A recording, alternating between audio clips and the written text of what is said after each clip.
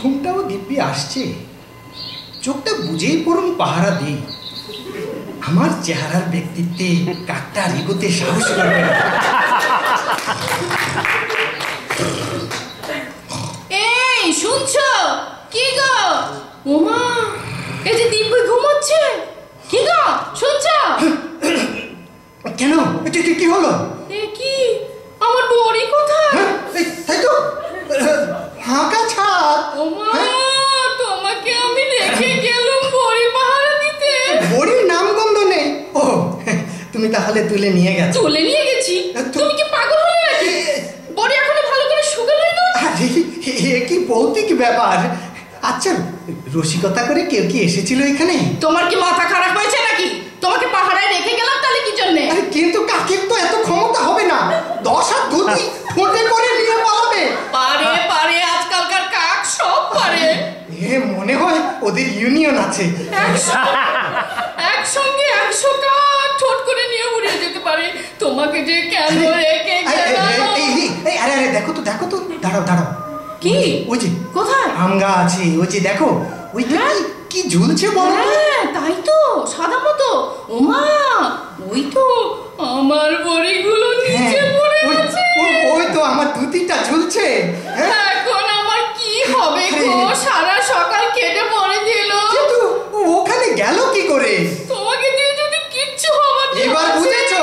তাও ভালো। আরে দাঁড়াও, একটু এদিকে আসো। দেখো তো কোথায়? দেখো কি হয়েছে।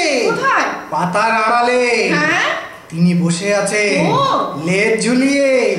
কাক নয়, দেখতে পেয়েছো? হ্যাঁ। ও মা, ওটা যে হনুমান। আমার কাপড়টা সর্বনাশ হয়ে গেল গো, টেনে হাত দাওয়াই করে দিল। হনুমান সব খেয়ে গেল। কার জন্য বড়ি দিলাম আর কার পানি গেল? ধুতিটা যে গেল। কি হবে গো আমার? ছাড়ো তোমার ধুতি, আমার বড়ি। আরে দেখতে, তোমার বড়ি ধুতিটা আমার শেষ হয়ে গেল। দাঁড়াও, একটা কাজ করো, 1 ছড়া কলা আছে। কলা কোথায় পাবো? আরে 1 ছড়া পাকা কলা, কাঁচা কলা কিছু বাড়িতে নেই? বাড়িতে কি কলার গাছ লাগিয়ে রেখেছি নাকি? আশ্চর্য তো। আরে ওদের বুদ্ধি তো মানুষের মতো, কথা বললে নাকি সব বোঝে। দেখি হনুমানকে তেল মারলে কাজ হয় কিনা। হনুমানকে তেল দেবে? আমার সঙ্গে একটু বলো তো। হে বাবা রামের বাহন, হে পবন সুত, হে ভগবান হনুমান। আরে ঠিক আমার শ্বশুর মশাইয়ের মতো এক ঘুয়ে। কি বললে?